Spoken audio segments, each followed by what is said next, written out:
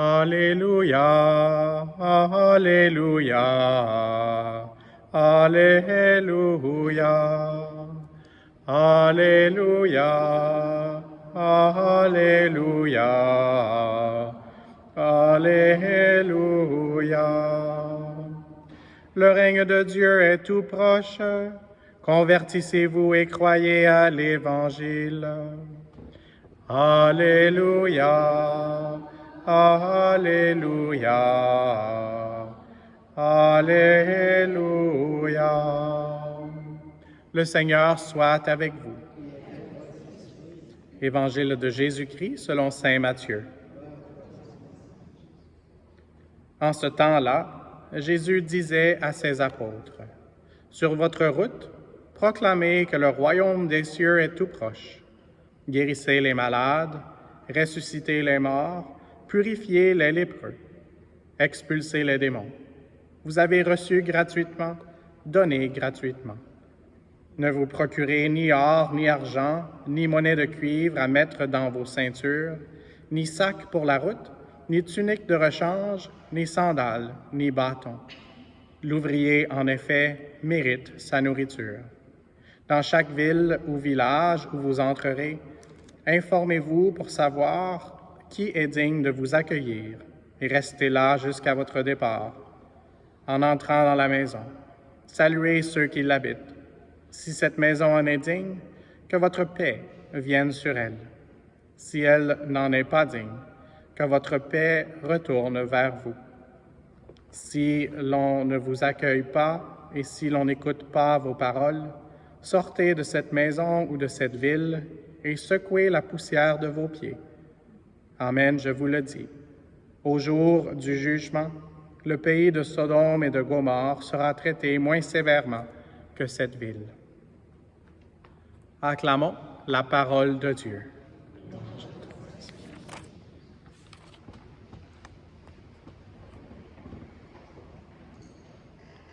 Le Seigneur a toujours un plan, même si parfois on ne comprend pas exactement son plan. Donc, la lecture était du livre spécialisé aujourd'hui pour les paroisses qui sont plus bénédictines. Et donc, Saint-Benoît-du-Lac est un endroit près de Montréal, plus près de Sherbrooke, où j'ai appris beaucoup. Et donc, là, j'essaye d'hésiter dans mon discernement en prêchant juste du cœur ou bien de ce que j'avais préparé avec la première lecture qui était un peu différente. Et donc, le psaume qu'on a entendu nous parlait de bénir, qu'on est béni, et puis la parole Benoît fait référence à une bénédiction. Il a été une bénédiction sur la culture catholique, la culture de la vie, à un temps où c'était très difficile. Et puis, on peut penser, et je pense qu'on a raison, qu'on est encore dans un temps difficile où on a besoin vraiment de, comme on l'a dit dans le psaume, de refuge. Et le Seigneur vraiment est notre refuge. Et dans cet évangile d'aujourd'hui, on a entendu parler de la paix. Et justement, Saint-Benoît-du-Lac, ce monastère où je suis allé concélébrer la messe il y a quelques jours, leur slogan, d'une certaine façon, est « Dans la beauté de la paix ».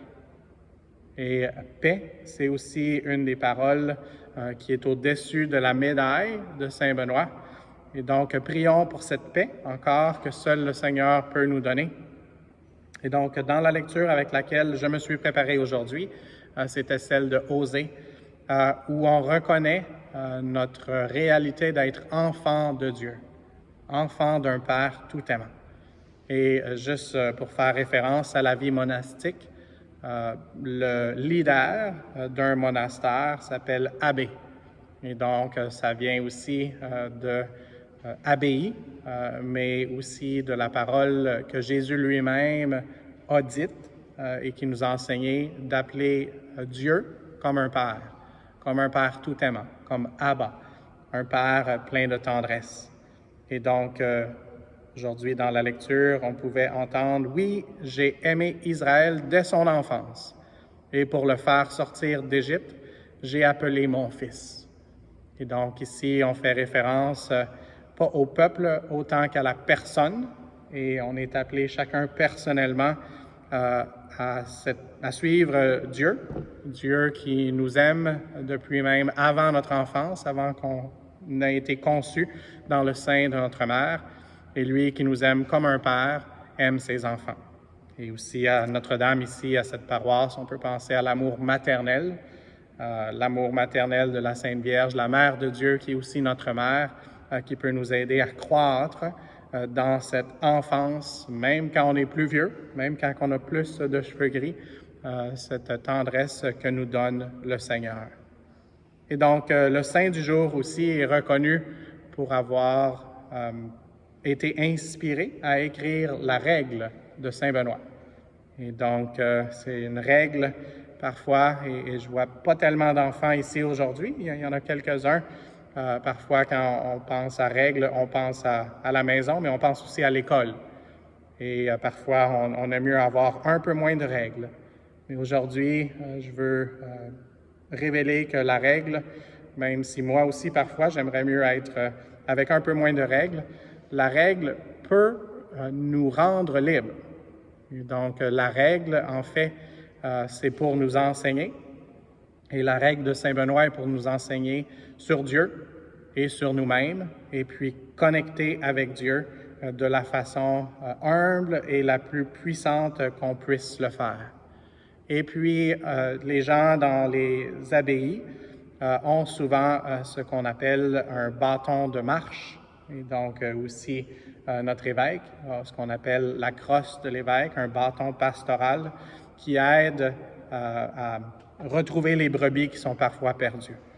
Et donc, hier, j'avais une entrevue sur le pèlerinage, alors que nous nous préparons pour le jubilé avec ce thème de pèlerin d'espoir. Et donc, j'ai utilisé un bâton, mon bâton de marche, qui était un bâton de hockey. Mais ça me faisait penser aussi à la croissance des plantes qui croissent de façon droite s'ils sont appuyés par un tuteur. Tuteur qui est quelque chose pour l'agronomie et qui est quelque chose aussi pour l'enseignement.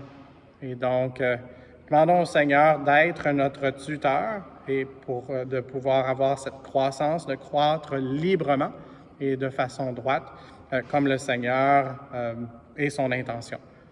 Aussi, dans la lecture du jour, on a entendu « C'est moi qui lui apprenais à marcher en le soutenant de mes bras ».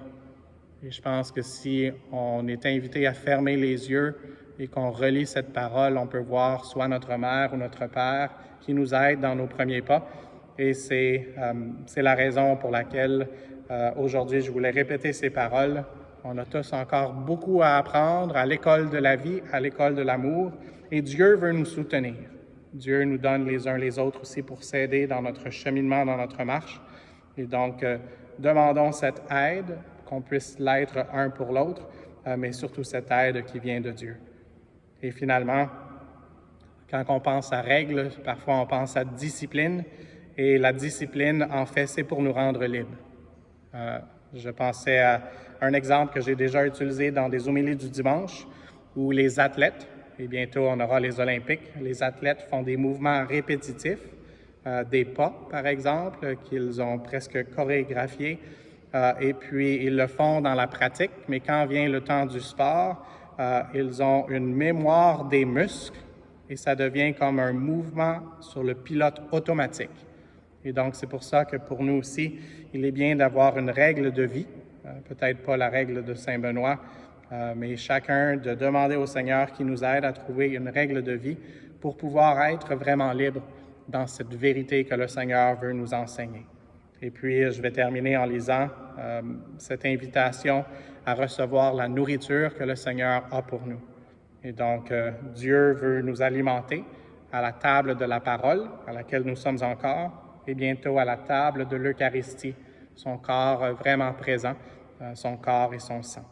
Donc, recevons ces dernières paroles comme nourriture pour nous préparer à le recevoir dans sa présence réelle. Dieu dit par le prophète, « Je le guidais avec humanité, par des liens d'amour. Je le traitais comme un nourrisson. Qu'on soulève tout contre sa joue, je me penchais vers lui pour le faire manger. » Amen.